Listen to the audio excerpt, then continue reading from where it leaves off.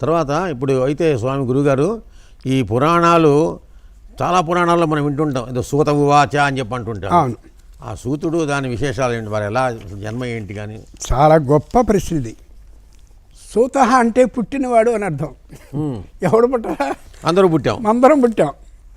చిత్రం ఏంటంటే పురాణాల్లోకి మీరు వెళ్ళి కానీ పరిశీలించినట్టయితే పేర్లు గమ్మత్తుగా ఉంటాయి. ఆయన పేరు ఏంటండి? హనుమంతుడండి. హనుమంతుడా అంటే దవడలు ఉన్నవాడు. ఎవరికి లేవు? అందరికీ దవడలు ఉన్నాయి. మరి అందరూ హనుమంతులేనా? కాదు. ప్రశస్తౌ హను అస్యస్తైతి హనుమాన్. ఎవరైతే ఎదుటివాడికి అర్థమయ్యేలా ఆ వాక్యంలో ఉండే ఏ అక్షరాన్ని గట్టిగా ఒత్తి పలకాలి, ఏ పదాన్ని బాగా బలంగా పలకాలి, ఏ పదాన్ని తేల్చి పలకాలి, ఎత్తెలా పలకాలి, తక్కువలా పలకాలి, నిదానంగా ఇలా ఈ స్పష్టమైన అలా మాట్లాడగలిగిన శక్తి ఉన్న హనువులు దౌడలు ఎవరికి ఉంటాయి?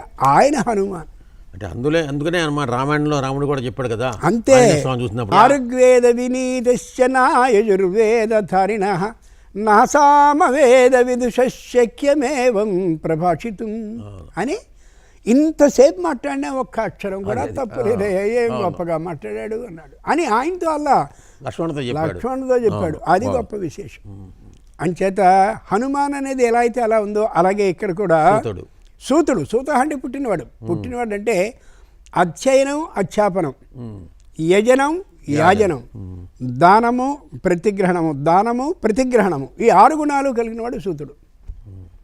తను చదువుకోవాలి, చదువుకున్న దాన్ని తనలోనే ఉంచేసుకోకుండా ఇదిగో ఇలా మన సప్తగిరి వారు ఎలా అయితే చేస్తున్నారో అలా ప్రచారాన్ని చేయించాలి. అవును. అలాగే ప్రతిగ్రహణం తీసుకోవాలి, ఎవరిచ్చినా ఇది ఇచ్చినా తీసుకోవాలి. దానం ఖచ్చితంగా దాంట్లోంచి ఇవ్వాలి. అంటే తీసుకోవడమే కాదు, ఇవ్వడం కూడా వాళ్ళు చూసుకోవాలి, ఉండి తీరాలి. అలా ఇచ్చారు కాబట్టే మహానుభావులు వేళ దేవాలయాలకి అంతంత స్థలాలు అవి అద్భుతంగా వచ్చాయి. మనం వేళ అమ్ముకుని ఏడుస్తున్నాం అంటే మన కర్మ తప్ప, వాళ్ళు ఇవ్వకుండా మాత్రం లేరు. మహానుభావుడైనటువంటి శ్రీకృష్ణదేవరాయల వారు ఎన్ని దేవాలయాలకి ఎన్నెన్ని ఆభరణాలను ఎన్నెన్ని తీసుకొచ్చి కనిపించిన ప్రతిసారి కూడా దేవాలయానికి దర్శనానికి వెళ్ళినప్పుడు అలా ఇస్తూ వచ్చాడు. అంచేత ప్రతిగ్రహణం ఉండాలి. వశిష్ఠుడు ఉన్నాడు, ఎవరైనా సరే ఇది ఇస్తాను అంటే కాదు అనేవాడు కాదు. ప్రతిగ్రహణం వల్ల పాపం వస్తే తొలగించుకోవడానికి దానం చేసేవాడు. అంతే, గాయత్రి చేసేవాడు, దానం చేసేవాడు. అలా దాన ప్రతిగ్రహణం. యజన యాజనాలు, యాగాన్ని ఎలా చేయాలో తెలుసుకోవడంతో పాటు దగ్గరుండి నిర్వహింపచేసేవాడు. ఆ పని ఇక్కడ వాయుదేవుడు చేసేవాడు. అంచేత సూత అంటే ఆయన ఎవరు చెప్పారు. అలాగే శౌనకుడు, వినేవాడు శౌనకుడు కదా. శౌనకుడు అంటే శౌనకుని యొక్క పుత్రుడు. అబ్బో శునకం అంటే కుక్కని మాకు అర్థం అండి, కాబట్టి కుక్క కొడుక కాదు. లోకంలో అన్నిటికంటే కూడా అమోఘమైనటువంటి వాసనాత్మకమైనటువంటి గుణం ఉన్నది శునకం.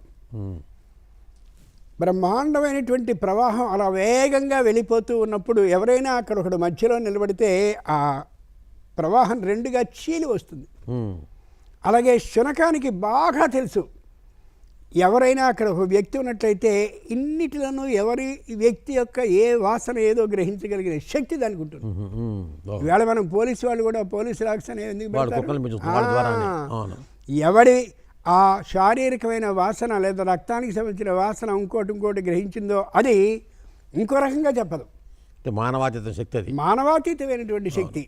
అంచేత అటువంటి ఏ వాసనాత్మక జ్ఞానం అంటే ఆయన మంచి వాసన చూస్తాడు, బెల్లం వాసన ఇది వాసన అది కాదు, పూర్వ జన్మ వాసన అద్భుతంగా ఉన్నటువంటి వాడు ఎవరో శౌనకుడు. ఈ సూతుడు ఆ శౌనకుడికి విశేషాలు చెప్తే శౌనకుని వంకతో అందరూ వింటున్నారు. ఇప్పుడు మన ఇద్దరు ఏదో మాట్లాడుకుంటున్నట్టుగా ఇక్కడ కూర్చుంటే కొన్ని లక్షల మంది వింటున్నారు. వాళ్ళందరూ శౌనకులు, మనం సూతులం. ఆ మహానుభావుని అనుగ్రహం ఉంది కాబట్టి మనం చెప్పుకోగలుగుతున్నాం. ఎంత గొప్ప మాట ఇది. సప్తగిరి వాళ్ళు ఏదో వాళ్ళని ప్రశంసించడం అని అనుకోవద్దు దయచేసి ప్రేక్షకులు. ఇలా లోకానికి వ్యాప్తి చేయడం వల్ల మహాద్భుతమైనటువంటి పుణ్యం వచ్చి తీరుతుంది. తద్వారా లోకానికి అంతటికీ కూడా అనేక విశేషాలు తెలియజేయగలిగిన అవకాశం కూడా ఏర్పడుతుంది. ఇది మన భారతదేశంలో అంతే అనుమానం లేదు.